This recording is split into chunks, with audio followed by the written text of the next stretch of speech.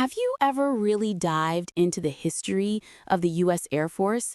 It's fascinating how it started and evolved into the powerful force it is today. I know some basics, like it officially became a separate branch in 1947, but I'd love to hear the full story. Sure, the Air Force's story really begins way before 1947. It started with the U.S. Army Signal Corps, creating an aeronautical division on August 1, 1907. That was the first official step toward military aviation in the U.S. Was that when they started using airplanes? Not immediately.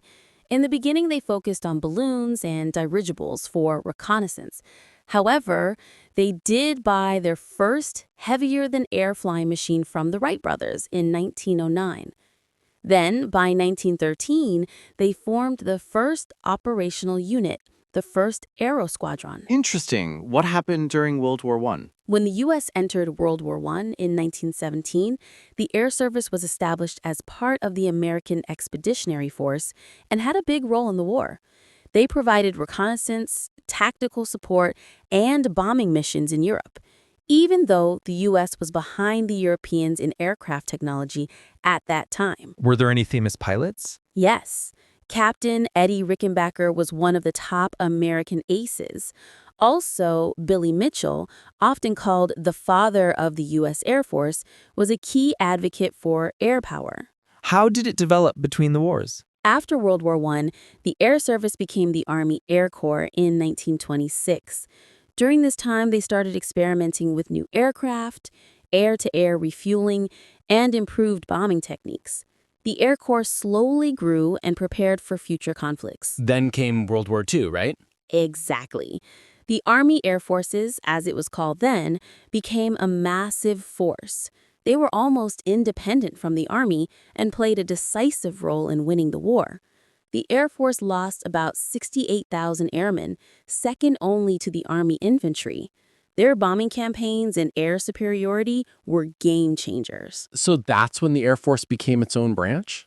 Just after World War II, the National Security Act of 1947 officially established the U.S. Air Force as a separate service on September 18, 1947. The Air Force started to shape its own identity, creating new ranks, uniforms, and bases. What about after that? Post-1947, the Air Force pushed into jet technology. In 1947, Chuck Yeager famously broke the sound barrier in the X-1 rocket plane. The Air Force played key roles in the Korean War, Vietnam War, and throughout the Cold War, focusing on nuclear deterrence and space operations. Space operations? Yes, the Air Force was an early pioneer in military space programs, controlling satellite launches and missile warning systems, which later became crucial with the establishment of U.S. Space Command. What about recent history?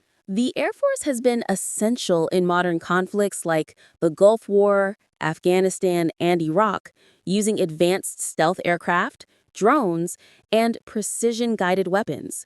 It continues to evolve with new technology, focusing on cyber warfare and space dominance. It's incredible to think the Air Force grew from balloons and basic planes to jets and satellites. It really shows how innovation and strategy shaped its long history, from 1907 to now, a journey of over a century dedicated to air and space superiority. Thanks for this deep dive. It definitely gives me more respect for the Air Force and its role in U.S. defense.